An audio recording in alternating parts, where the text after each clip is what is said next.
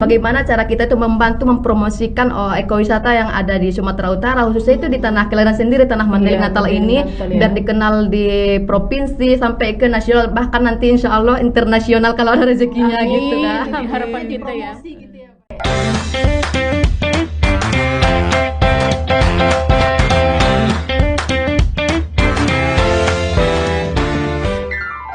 Assalamualaikum warahmatullahi wabarakatuh. Hai Kamu Rimba. Halo. Saya Gadis. Dan saya Lia. Ketemu lagi di podcast Ngopi. Ngobrol seputar konservasi. Nah, di episode ke-8 ini kita akan mengusung tema pengembangan wisata di kawasan Taman Nasional Batang Gadis. Nah, kali ini kita kedatangan tamu istimewa. Sengaja kita undang Kaum Rimba dari Yayasan Putra Putri Mandailing Natal. Nah, siapa dia? Mungkin bisa perkenalan diri nih, kakak-kakak. Halo Kakak. Halo, Kak. Halo Kak, halo Kamu Rimba semuanya. Perkenalkan, sama saya Nur Aslia. Saya dipanggil biasa Lia Lubis. Dan sekarang saya dinobatkan sebagai Putri Ekowisata Indonesia tahun 2024. Nah, di samping saya ini ada ibu pembina saya sendiri. Boleh perkenalkan diri dulu Bu ya. Nama saya bisa dipanggil Bu Dina. Saya adalah ketua pembina dari Yayasan Putra Putri Mandailing Natal. Oke.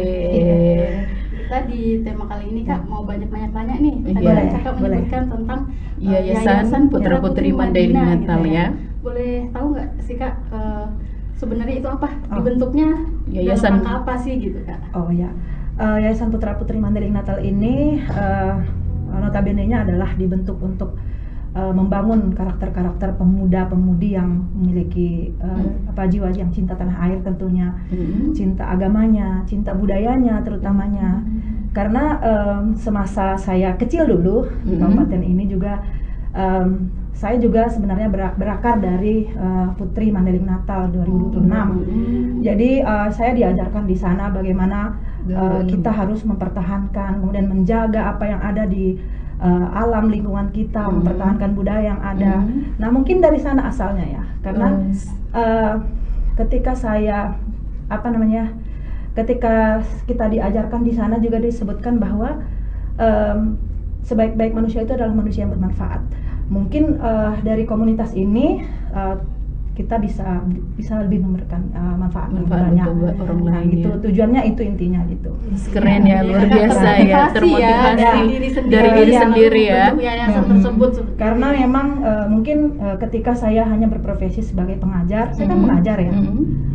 Saya guru, kemudian dosen gitu. Tidak banyak mungkin yang bisa disampaikan gitu, karena hanya saya kan lebih banyak berinteraksi dengan siswa-siswa mahasiswa saya di lokal gitu. Tapi ketika saya terjun ke lingkungan kita yang banyak pemuda-pemudi di sini gitu, kemudian melalui sosial media kami, mereka bisa melihat melihat kegiatan-kegiatan kami. Mudah-mudahan nanti termotivasi gitu. Dan kami memang bergerak di seputar seni budaya, promosi Kabupaten Mandailing Natal. Ya begitulah kira-kira. Jadi intinya adalah berawal dari kalimat itu, ketika kita hidup bermanfaat bagi orang sekitar kita. Karena memang di agama kita juga seperti itu. Ya. Ini berasal dari minat yang menjadi termotivasi gitu ya Kak ya. Oke. Mungkin apa sih perjalanan karir sebelum menjadi Putri Ekowisata? Oke, baiklah, di sini saya itu akan menjelaskan tentang perjalanan karir saya sebelum jadi Putri Ekowisata ya. Tapi sebelumnya Kak, nih saya boleh ucapan terima kasih nggak Kak sih sampai saya dong, seperti ini ya kan? tentunya. Tentunya banyak sekali Bapak Ibu yang sudah mendukung saya ataupun juga pihak swasta yang mendukung saya ya. Sebelumnya terima kasih banyak kepada Bapak Kepala Balai Taman Nasional Batang Gadis yang telah mendukung saya sehingga saya mendapatkan selempang ini ya Pak ya. Seterusnya saya itu mengucapkan terima kasih kepada Bapak Ibu pemerintahan daerah Mandailing Natal, khususnya Dinas Pariwisata Kabupaten Mandailing Natal. Selanjutnya itu saya ucapkan terima kasih juga kepada seluruh jajaran Kapolres Sumatera Utara yang telah mendukung saya sampai ke Bali, ke nasional gitu. Luar biasa. Terutama juga buat Bapak Wali Kota Padang Sidimpuan, Pak Letnan Dali Munte juga mendukung saya sampai ke Bali gitu. Nah, di perjalanan karir saya itu memulainya dari tahun 2002 Kak. Nah, di situ saya itu dinobatkan sebagai Putri Mandailing Natal tahun 2002 dan di situ ada beberapa finalis dan saya dinobatkan sebagai juara satu dan mendapatkan gelar Putri Madinah. Di tahun 2003 itu saya itu menjalani karir saya itu ke provinsi sebelah, Sumatera Barat. Di situ saya juga ikut ajang pemilihan putra-putri wisata ya Kak ya. Dan terima kasih kepada Bapak Gubernur Sumatera Barat Pak Mahyildi dan juga Pak DPR RI yang sekarang itu Pak Rahmat Saleh. Makasih Pak. Yang telah mendukung saya juga waktu itu ke tingkat nasional melalui Putri Wisata Sumatera Barat dan mendapatkan gelar sebagai Putri Wisata Kuliner Indonesia. Nah, di tahun 2024 ini saya kembali dinobatkan sebagai Putri Ekowisata Sumatera Utara, perwakilan dari provinsi saya sendiri Sumatera Utara. Dan di bulan 11 kemarin, November kemarin Kak, saya itu mendapatkan gelar sebagai Putri Ekowisata Indonesia tahun 2024 di kostum tradisional terbaik dan juga Putri Ekowisata Kars Indonesia. Saya waktu itu dapat 2 gelar di sana Kak. Luar biasa keren ya. Berarti sudah panjang karirnya dari tahun 2022 sampai sekarang. 2024 sudah banyak gitu ya. Prestasi yang dihasilkan. Prestasi nih. Keren-keren. Ngomongin ekowisata nih, Kakak kan sebagai Putri Ekowisata. Boleh tahu nih Kak, sebenarnya tugas-tugas dari Putri Ekowisata itu apa sih Kak? Oh, kita Kak sebagai Putri Ekowisata itu tentunya itu kita sebagai ikon, model Kak. Bagaimana cara kita itu membantu mempromosikan ekowisata yang ada di Sumatera Utara, khususnya itu di tanah kelahiran sendiri, tanah Mandailing Natal ini, biar dikenal di provinsi sampai ke nasional, bahkan nanti insya Allah internasional kalau ada rezekinya. Gitu Kak. Jadi harapan kita ya. Promosi gitu ya Pak ya Kak ya. Menurut Kakak, bagaimana sih pandangan Kakak sejauh ini Kabupaten Mandailing Natal tentang pariwisatanya? Kalau masalah pariwisata ekowisata di Mandailing Natal ini itu masih sangat alami sekali ya kan Kak. Dan begitu bagus dibandingkan pariwisata di tempat-tempat lain itu kan kebanyakan sudah buatan gitu ya kan. Tapi kita itu di Mandailing Natal itu masih alami, masih asri gitu. Tetapi Kak di sini tuh kalau sisi negatifnya masih banyak yang tahu tentang keuntungan pariwisata ini apa gitu. Jadi belum banyak sekali yang mengelolanya gitu. Nah di sinilah belum dari hati gitu. Dan disinilah tugas kami itu sebagai Putra Putri Madinah itu mempromosikannya Kak ke masyarakat lah, ke provinsi, ke nasional gitu. Jadi memang konsep ekowisata ini kan memang melibatkan 3, ada yang jasa lingkungan, kemudian ada ekonomi berjalan, ada masyarakatnya.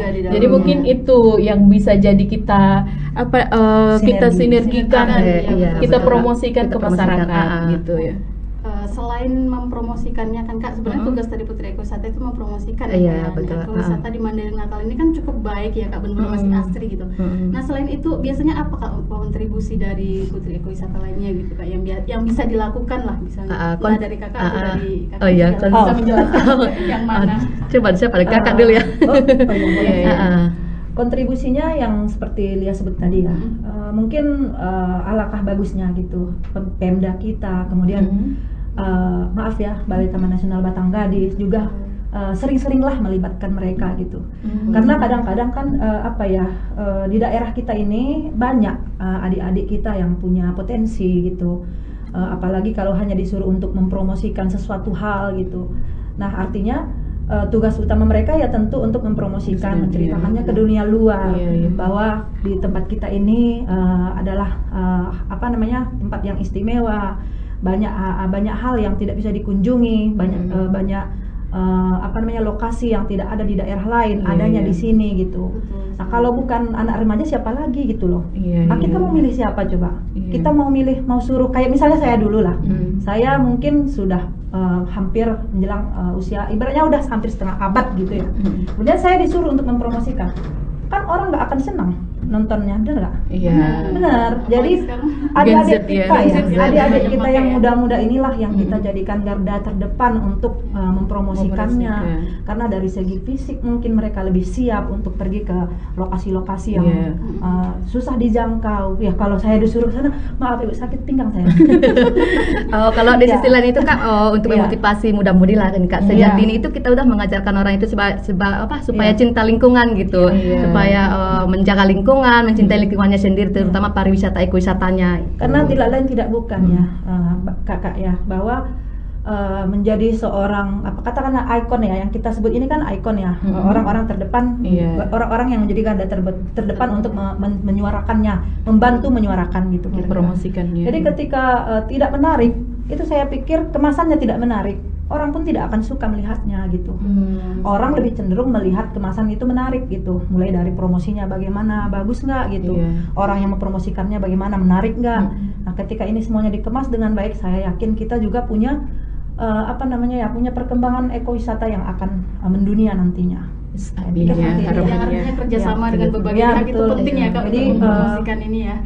Pengalaman saya gitu menjadi ikon daerah gitu, memang ada beberapa yang menganggap hal positif gitu, kemudian negatif, namun kita harus tetap jalan terus. Yang kita seperti hari ini kita di sini menjadi anggota podcast, kemudian kakak-kakak sebagai podcast, marilah kita sama-sama dukung adik-adik kita ini ketika kita memang sudah ketika mereka sudah punya gelar gitu. Kan gelar ini juga tidak mudah untuk didapat gitu. Jadi mereka tidak hanya untuk ketika sudah dapat kemudian ditutup lagi gitu. Jangan gitu. Artinya tugas kita memang harus memberikan mereka jalan. Tugas kita itu memberikan mereka fasilitas gitu kan. Gitu. Agar mereka bisa lebih berkembang gitu. Nah, mungkin begitu ya. Gitu. Jadi PR juga sih sama kita kan begitu ya Kak. Karena kan hidup akan berganti pastinya gitu. Kalau saya terus kayak dulu dia nggak ada, gimana dong, kan nggak ada gitu. Sementara yang jiwa muda ini lebih semangat, lebih update lagi kan. Jadi kita tinggal yang tua-tua ini mungkin bisa mendorong mereka, memberikan motivasi mereka, menceritakan bahwa mereka sangat dibutuhkan gitu. Jangan kita kecewakan mereka, nggak penting itu gitu. Itu nggak penting, tidak. Malah jadi ngedon nanti. Jadi banyak hal sebenarnya yang harus kita sinergikan gitu. Baik kami dari pembinanya, tugas kami tentu mendorong gitu. Kadang ketika kami tidak tersedia fasilitas yang memadai, mungkin pihak lain bisa bolehlah gitu. Ya kamu terima ya gitu. Oke, luar biasa ya.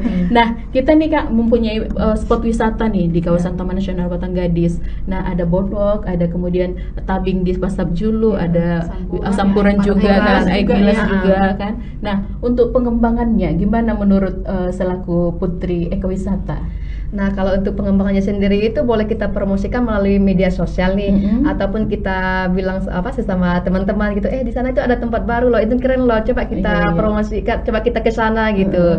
Pasti nanti daya tariknya itu sampai ke luar kota lah, ke provinsi gitu Kak. Misalkan kayak Birdwalk lah Kak. Birdwalk, apa inovasi Kakak menurut Kakak yang bisa kita kembangkan di sana gitu? Itulah tadi ya, kita menyebutnya, mungkin kita punya ide yang sangat banyak sebenarnya ya. Di Putra Putri Madinah itu sampai malam kita tuh selalu bercerita ke depan Mandailing Natal ini harus dikenal dunia. Ke depan Mandailing Natal ini dengan ekowisatanya yang begini-begini harus dimasuki oleh orang-orang dari berbagai negara. Gitu. Jadi kita tidak ada bosan-bosannya untuk menceritakan, berdiskusi bagaimana caranya gitu. Nah, kemarin kami terpikir begini. Saya dengar memang ada ya satu lokasi namanya Sanctuary Tapir dan Birdwalk. Jadi kami berpikir ketika kita membuka areal itu tentu dibutuhkan seperti yang tadi saya sebut, harus kita kemas dengan menarik. Mulai dari mungkin pintu masuknya, fasilitasnya, kemudian sumber daya manusianya juga, kemudian ada attraction across gitu. Artinya atraksi-atraksi yang yang mereka datang ke sana ngapain coba gitu, cuman menambah-nambah, menengok-nengok. Kayaknya mereka nggak akan suka kalau cuman menengok-nengok saja gitu. Jadi yang kita perlu pikirkan gitu adalah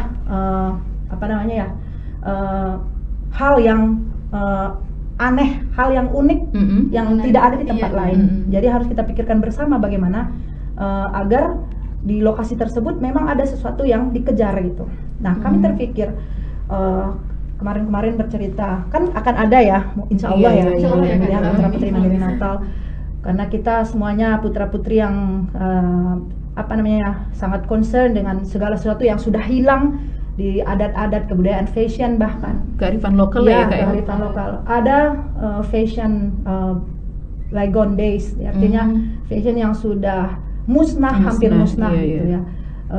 bagaimana bulang itu dipakai gitu. Nah, ada bulang manuk itu yang selalu kami sering posting-posting di media sosial. Kemudian kebetulan saya lihat-lihat di media-media manapun cuman kami yang ada kalau di sekitar Tapanuli Selatan.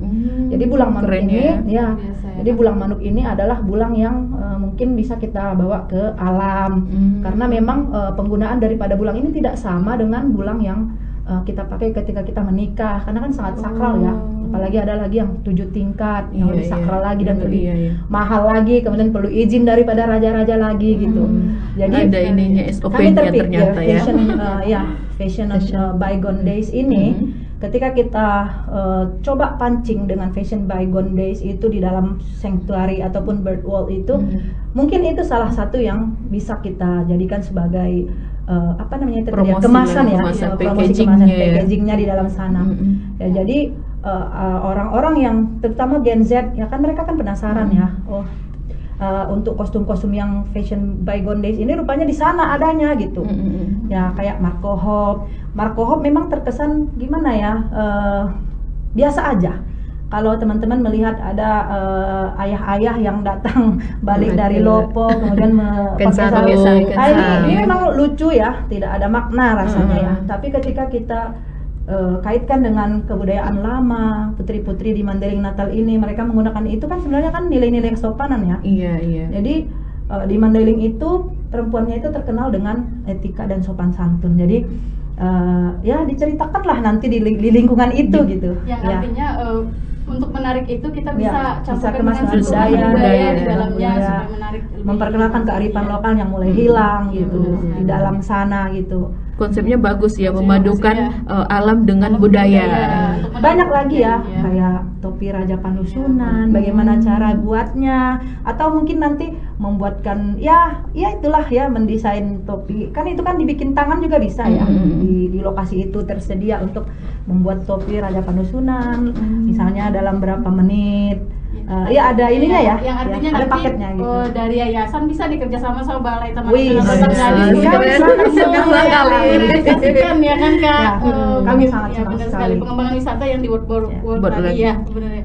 Nah, untuk Kakak sendiri Putri Ekowisata, apa nih harapan kedepannya untuk pengembangan ekowisata kita nih, khususnya di Taman Nasional Batangadis deh gitu, harapannya seperti apa? Harapan kedepannya itu kita itu saling bersinergi antara Putra Putri Madinah dan ekowisata, dan di situ kita itu saling mempromosikan gitu. Kami membantu mempromosikan Taman Nasional Batangadis, dan juga Taman Nasional Batangadis juga bisa saling kolaborasi dengan Putra Putri Madinah, sehingga nanti tujuan kedepannya itu ekowisata yang ada di Sumatera Utara ini khususnya Mandailing Natal dikenal sampai ke luar negeri, provinsi nasional gitu. Karena sekarang belum banyak yang tahu ya. Iya.